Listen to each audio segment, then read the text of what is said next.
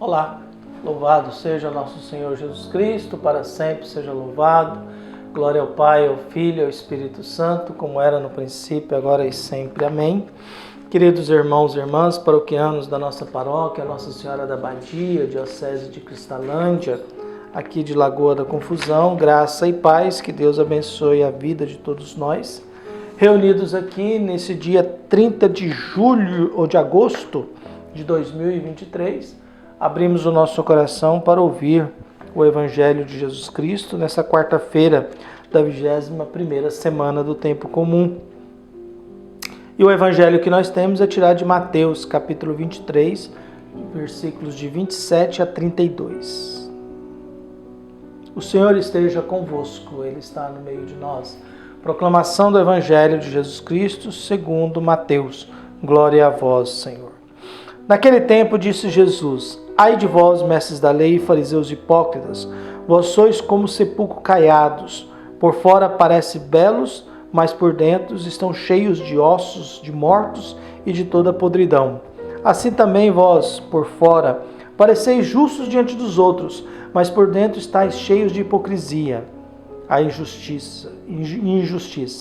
Ai de vós, mestres da lei e fariseus hipócritas, vós construís sepulcros para os profetas e enfeitais os túmulos dos justos.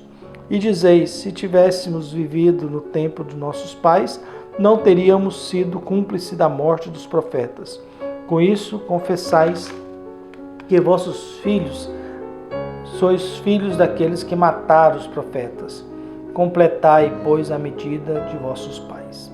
Palavra da salvação. Glória a vós, Senhor. O Evangelho de hoje continua, de certa forma, a continuação da censura de Jesus à hipocrisia dos fariseus.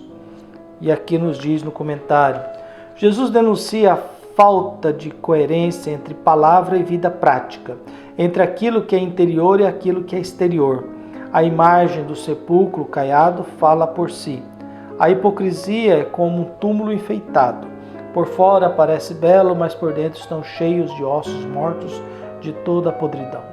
Qualquer ação hipócrita é condenável por si, mas a hipocrisia religiosa toma aspectos ainda mais deploráveis e repugnantes. Por isso, o discípulo do reino não só deve condenar a hipocrisia, mas ele mesmo deve comportar-se coerentemente com os ensinamentos do Mestre. Jesus critica aqueles que parecem exteriormente justos, mas o coração está tomado de injustiça.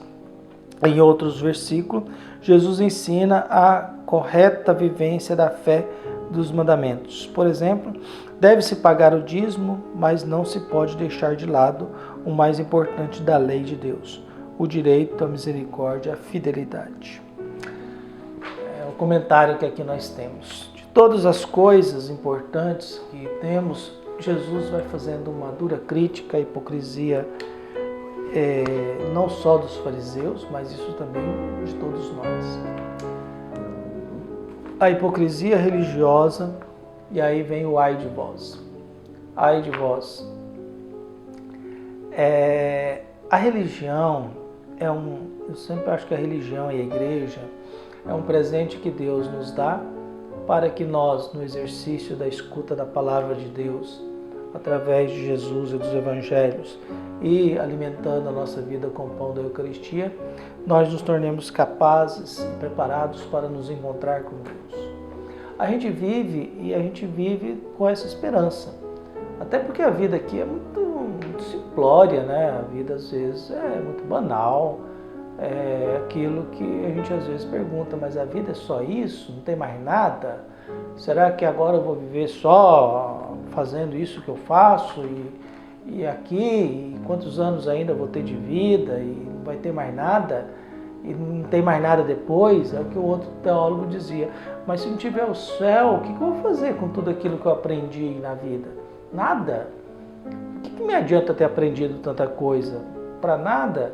O que me adianta tanto esforço, tanto trabalho, tanta dedicação, tanta oração, tanta reflexão? Para nada. Por isso Jesus vai fazendo a crítica dura a essa hipocrisia, em que às vezes a gente é igual sepulcro caiados, né? Túmulos, né? A gente mostra uma coisa e o fundo é outra.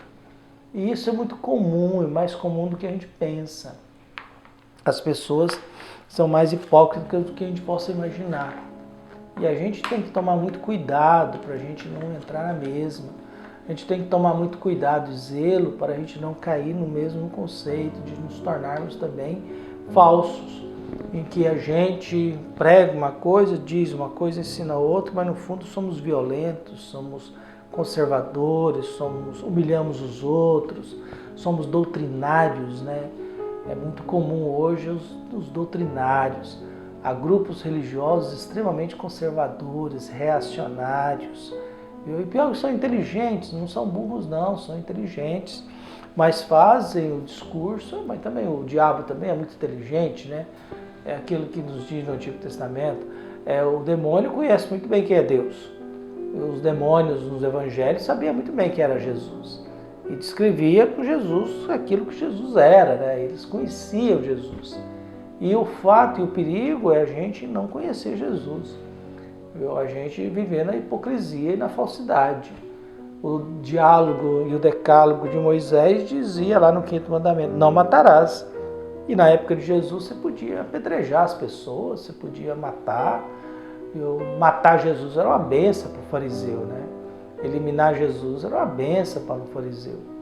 Então a gente é convidado a esse desafio da gente começar a pensar, mas espera aí, essa falta de verdade, ainda mais nesse mundo hoje de fake news. Eu me recordo que eu estava num determinado local e um senhor do lado me parecia muito pessoa boa, conversando, contando a vida dele, tal, aquilo outro. Passa um pouco, ele vou partilhar umas mensagens aqui.